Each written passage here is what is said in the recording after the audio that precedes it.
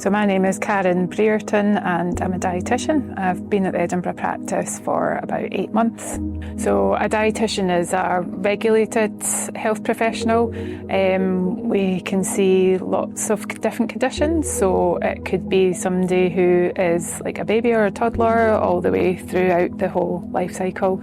We would base our advice on scientific research and behavioural aspects of eating, as well as what the practical guidance to enable people to make practical dietary changes and to change behaviours. So I would see children and adults. I would see people with eating disorders, so anorexia nervosa, bulimia nervosa, avoidant restrictive food intake disorder or ARFID.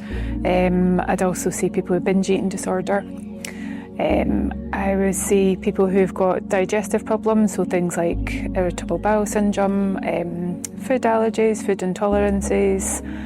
I can offer support to people who want to lose weight, and we can help to do that in a really safe way. I can see people for advice to gain weight if they've maybe had a period of ill health. So when somebody comes to see me, usually we'd have an hour assessment appointment.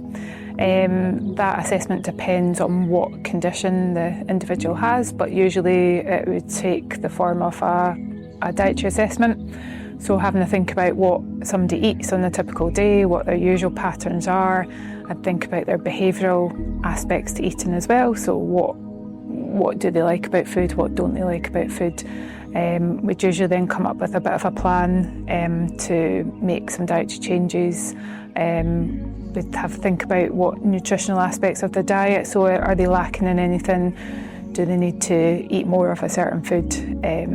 But specifically for eating disorders, we'd be looking towards recovery and how can we support them in a psychological way of change as well as just dietary. For me, it's really good to see that people have just done something that's made a huge difference to their lifestyle. So just sometimes what can seem like a really small change, and they just see the massive benefits from it.